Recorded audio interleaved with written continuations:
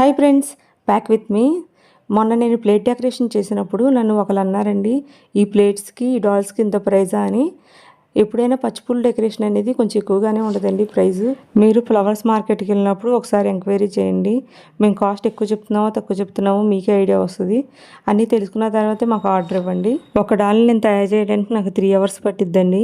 అవి miniature dolls కాబట్టి మొత్తం అంతా చిన్న చిన్నగా ఉంటాయి. మొత్తం అంతా అది ఫ్యాబ్రిక్ అంతా కటింగ్ చేసుకుని అన్నీ అటాచ్ చేసుకున్నప్పుడు చాలా లేట్ అవుద్ది.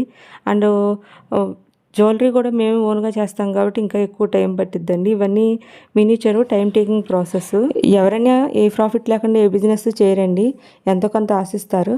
మేము చాలా తక్కువ రేటుకే ప్లేట్ డెకరేషన్ ఇస్తున్నామండి. మీరు మార్కెట్లో చూడండి, నాకన్నా తక్కువ రేటుకి ప్లేట్ డెకరేషన్ ఎవరు ఇవ్వట్లేదు.